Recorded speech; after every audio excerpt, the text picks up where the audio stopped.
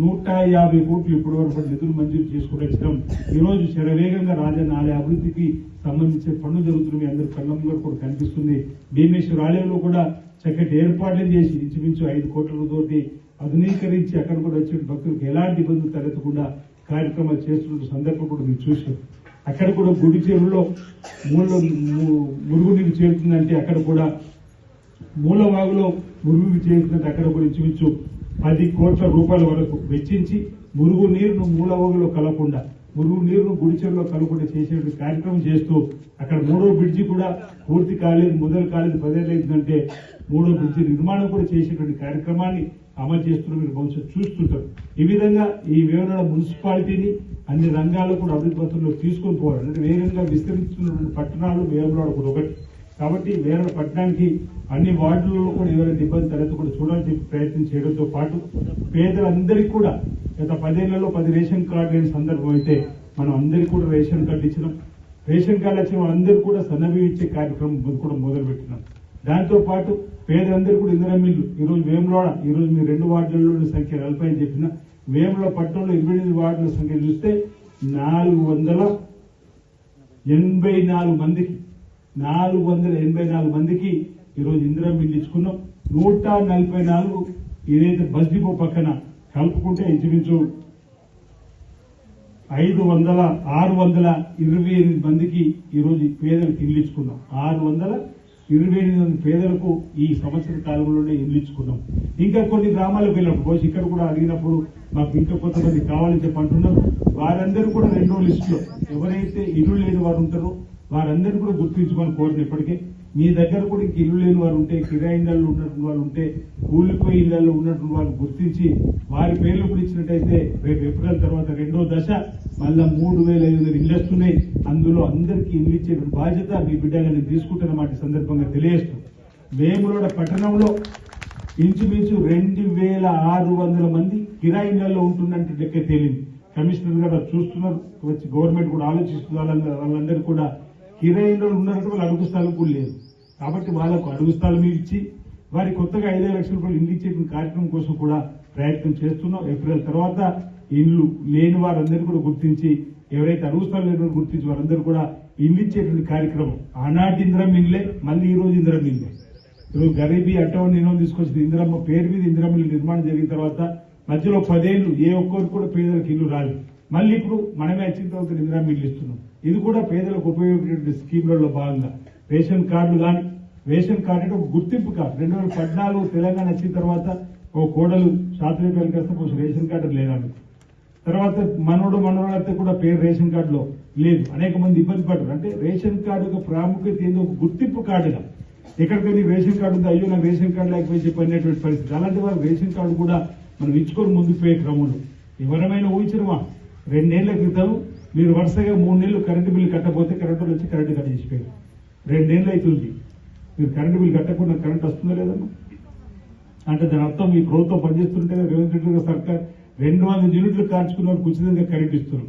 ఆడతల్లు bus ఎక్కి 2 ఏళ్లలో ఉచిత ప్రయాణాలు. ఈరోజు మీరు భద్రాచలం పోయినా మీరు ఎందుకు అంటే అనేక ప్రాంతాల్లో పేదలకు ఉపయోగపడే కార్యక్రమాలు కార్మికులు కానీ ఉపాధి పని చేసుకునేటువంటి వాళ్ళు కానీ కూలి పనికి వెళ్లే కానీ లేదు కూరగాయలు అమ్ముకునేటువంటి వాళ్ళు కానీ ఈరోజు ఉచితంగా ఇచ్చేటువంటి సందర్భంలో కనిపిస్తా ఉంది. ఆ తల్లి ఇక్కడ మంది బాగున్నట్టు బాధపడుతున్నట్టు నిర్మాణం చేయడానికి 1,43,00,000 రూపాయలు మనం శాతరాజపల్లిలో వెచ్చించుకున్నాం. మీ అందరి సహకారం కూడా దొరికిందన్నమాట సందర్భంగా చెప్తూ ఆ తర్వాత జంక్షన్ మనం ప్రారంభం చేసుకునే క్రమంలో వచ్చినప్పుడు కూడా ఇంచుమించు 15 లక్షల రూపాయలు అప్పుడు పాలకవర్గంలో ఉన్నప్పుడు పెట్టుకున్నటువంటి దానికి తీసుకొని ముందుకు పోయే క్రమంలో పేదలు ఇక్కడ అనేక మంది ఉన్నారంటే పేదలందరికీ 1వ వార్డు 2వ వార్డులో 45 మందికి ఇందిరమ్మ ఇల్లు ఇచ్చుకున్నాం. అందులో 11 ఇళ్లు బస్ డిపో పక్కన ఇవ్వడం జరిగింది. మిగతా ఇక్కడ నిర్మాణం చేసుకునేటువంటి కార్యక్రమంలో అంటే ఇంచుమించు 2,25,00,000 రూపాయలు వారికి కూడా ప్రభుత్వ పక్షాన ఈ శాతరేపల్లికి సంబంధించి 1వ వార్డు 2వ వార్డు ఇక 3వ వార్డులో 25 మందికి ఇల్లు ఇచ్చిన వాళ్ళ లెక్క ఇలా కలుపుకుంటే ఎందుకంటే పార్ట్ కొంచెం ఉంటుంది కాబట్టి దాంతో పాటు ఈ రోజు ఇక్కడ మనం ఏదైతే భూమి పూజ చేసుకున్నామో 3 ప్రాంతాల్లో డ్రైనేజీల నిర్మాణాని కోసం మనం ఇక్కడ చేసుకోవడం జరిగింది. మోహన్ చెప్పినట్టుగా రోజు రాత్రి శంకరయ్య గారు మరణించారు. తిరుపతి నాకు దగ్గర మిత్రుడు సంఘ స్వామిలు అందరూ కూడా చెప్పి ఒకసారి పరామర్శించాలంటే సమయం వీలు చెప్తలేదు. రాత్రి 10 బావుకు ఈ ప్రాంతంలో మేడిపల్లి జయించాల్సి వచ్చినప్పుడు వస్తాను చెప్పి ప్రతి బాబుకు రావడం జరిగింది. వీటికి వచ్చి కారు ఆపినప్పుడు చూస్తే అనేకమైనటువంటి నీళ్లు దుర్వాసన వస్తూ ఉంటాయి. ఏంటి ఈ నీళ్లు ఇన్ని వస్తున్నాయి, ఇంత దుర్వాసన ఏందని చెప్పంటే ఇక్కడ డ్రైనేజ్ లేదు, ఈ కాలనీకి డ్రైనేజ్ అవసరం చెప్పని వాళ్ళు చెప్పినప్పుడు నేను వెంటనే కమిషనర్ గారితో మాట్లాడి ఇది ప్రజలకు ఉపయోగపడేటువంటిది, సుమారు 400 నుంచి 500 మీటర్ల వరకు ఈ కాలనీ మొత్తానికి డ్రైనేజ్ లేకపోవడం వల్ల డ్రైనేజ్ ప్రతి ఇంటి నుంచి వచ్చినటువంటిది రోడ్డు మీద రావడం జరుగుతోంది. తద్వారా అనారోగ్య సమస్యలు కూడా తలెత్తే అవకాశం ఉంటుంది. ఈరోజు శానిటేషన్ సంబంధించి మనం తీసుకోవాలని చెప్పని ఇంచుమించు ఈ 4 నుంచి 500 మీటర్లు చేసేటువంటి క్రమంలో ఇంకా గ్రామ పెద్దలు ఇప్పుడు ఇక్కడ బస్ స్టాండ్ ఎదురు నుంచి వెళ్ళి ఇప్పుడు ఏదైతే ఆసుపత్రి నిర్మాణం చేసుకుంటూ అక్కడి నుంచి మర్రి చెట్టు వరకు కూడా ఒకటి డ్రైనేజ్ ఉంటే బాగుంటుంది అనేటువంటి మాట చెప్పినప్పుడు ఇంకోటి కుర్మ కాలనీ అనుకుంటాం, కుర్మపల్లికి సంబంధించినటువంటి దగ్గర కూడా ఉంది అని చెప్పినప్పుడు ఎంత అవుతుందో చూసి పెట్టండి, ఈ డ్రైనేజీ చాలా అవసరం అని చెప్పంటే ఇంచుమించు 23 లక్షల రూపాయలు అది అంటే వారికి నిధులు పెట్టడం జరిగింది. ఎండలు కాబట్టి పనులు కూడా ఇప్పుడు ప్రారంభం చేసుకునే క్రమంలో ఒకసారి మీ అందరినీ కూడా కలిసినట్టు ఆలోచన ఈ రోజు మీ అందరి సమక్షంలో మనం శంకుస్థాపన కూడా చేసుకోవడం జరిగింది. అంటే ఇవన్నీ కలిపితే ఇంచుమించు 4,03,00,000 రూపాయలు ఈ మధ్య కాలంలో శాస్త్రీయ ఒకటో రెండో వార్డుకు ప్రభుత్వం ద్వారా వచ్చినటువంటి నిధులు లెక్కని మాట ఈ సందర్భంగా నేను చెప్పే ప్రయత్నం చేస్తూ భవిష్యత్తులో కూడా ఇంకా కొన్ని విషయాలు 2 సంఘాలు కూడా కుర్మ సంఘము కుమ్మరి సంఘం ఉన్నాం, అదేవిధంగా కుర్మ సంఘం రజక సంఘాన్ని కూడా మనం ఏదో నిర్మించుకున్నాం. ఇప్పుడు మన కొత్తగా ముస్లిం సంబంధించిన వారి కోసం అడుగుతా ఉన్నాడు. అదేవిధంగా ఎస్సీ మాదిగ వర్గానికి సంబంధించిన పెద్దలకు కూడా కావాలని అడుగుతా ఉన్నాడు. కాబట్టి తప్పనిసరిగా వారు కూడా ఇచ్చేటువంటి ఏర్పాటు చేస్తాం. ప్రభుత్వం ప్రజలకు సంబంధించి ఎక్కడ సమస్య ఉంటే ఆ సమస్యను పరిష్కారం చేయాలి, దానికి నిధులు తీసుకోవాలని చెప్పిన లక్ష్యంతో పనిచేయడంతో ముందుకు పోతా ఉన్నాం. వేరే పట్టణంలో కూడా మీరు చూస్తున్నారు, సుదీర్ఘ కాలంగా ఎదురు చూస్తున్నటువంటి రోడ్డు వెడల్పు కార్యక్రమం 54 సంవత్సరాల కళ అని చెప్పి కొందరంటారు, 50 సంవత్సరాల కళ అని కొందరంటారు. మేము రాజన్న భక్తులు వచ్చేటువంటి వాళ్ళని కూడా ఇరుగుదారులు వస్తుందని చెప్పంటే అది కూడా మీ అందరి సమక్షంలో మరి వాళ్ళు ఒప్పించి మెప్పించి రోడ్డు వెడల్పుకు సంబంధించి కూడా ఈరోజు మనం కార్యక్రమం చేసుకొని పనులు కూడా ప్రారంభం చేసుకుంటున్నాం. చరిత్ర సృష్టించినోడు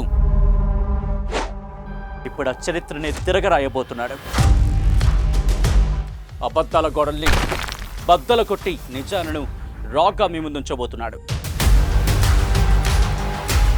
నిజమైన వార్తల కోసం వెంటనే డౌన్లోడ్ చేసుకోండి రా యాప్ని.